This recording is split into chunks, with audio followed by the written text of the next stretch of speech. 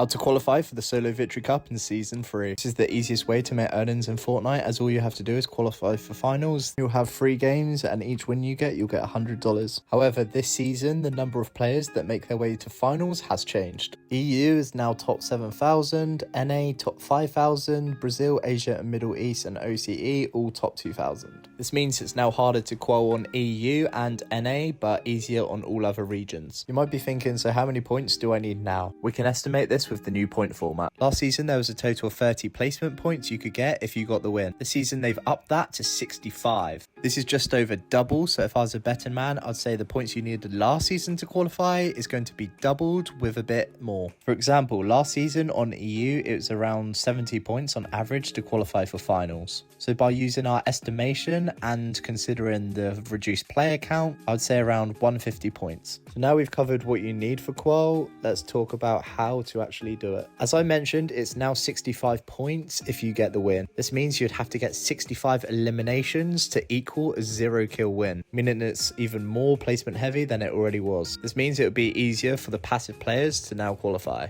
But just like evaluation cups, they're all placement, it's now going to be harder to late start. I'm going to try and not be one of them creators that just says, it's placement heavy, play for the win, because we all know it's not as easy as that. So let's break down the game plan. The second the tournament starts, I would start your first game as soon as you can. It's really not worth late starting anymore, as it's only 2 hours and heavily placement heavy. If players start on time and they make every end game, they can play 4 to 5 games out. With all the placement they're going to get from this, you just aren't going to be able to catch up even in bad lobbies. So how do you play first game? If you're a strong fighter, I would actually recommend trying to get a few kills, as first games are always the easiest as they're filled with bad players. And although placement heavy, kills are normally the difference between qualifying and not qualifying. Although I'd only make sure to smart key and not play stupid. Only go for kills if you need them, aka refreshes, or if you have a big advantage, aka a beam. But if you're not confident in fighting, then don't worry, you can just play for the win and it will still probably be easier in first game. After the first few games of the tournaments, you're going to be in one of 2 positions. You'll either have a good start and be in high elo lobbies, i.e. good players, or have a bad start and be in low elo with bad players. If you're in low elo, it's most likely to be more like first game, where you can take a bit more risk and you can have a fight if you want to, as the players aren't as great. Do this until you have your pop-off game and you enter high elo. Once you're in high elo, say top 1 to 3%, then these lobbies are likely to be more stacked and filled with good players. Storm Surge has never really been a thing in solo victory opens, but now it could be, as it's really placement heavy. My advice would just be keep an eye on the player count, and that will tell you whether you need Storm Surge damage or not. I don't want to go into it too much because it's quite a long topic and I've already got videos on how to deal with Storm Surge on my channel, but my biggest tip would just be to spread your damage throughout the game and not leave it all to last minute. This is because in these high elo lobbies, you want to play as safe as possible and try and prevent getting into any fights, because the players you're fighting will be really good. Even if you do end up killing them, you're likely to burn through a lot of your heals and materials, meaning you're going to be scuffed for the rest of the game. So if you do need Storm Surge, I would just recommend getting long range tags rather than full on fights. And this is why I said spread it across the game, because if Storm Surge comes in and you're 500 below, long range tags aren't going to be enough. You're going to have to full on fight someone. Whereas if it's a dead lobby and you don't need any Storm Surge damage, I would recommend just camping and hiding. That's if you have max mats and a good loadout. If not, I'd recommend to carry on looting, but try and do it in low-key areas where you're not going to run into a fight, like dead side. So what in-game is going to help you get 4 to 5 good endgames? Good positioning and rotates. Going into endgame with good materials and a rotation item being the fists. By having a solid planned loot path, hopefully you would have these 2 things before the latter stages of the game. But if not, I would recommend trying to get a refresh before endgame, as it's going to be hard to try and maximize placement points without materials or rotation, let alone get a win. Comment solos if you made it this far in the video so I know who's going to make earnings. And I'm going to be making videos on how to qualify for every tournament this season, so to make sure you don't miss them, make sure to turn on notifications.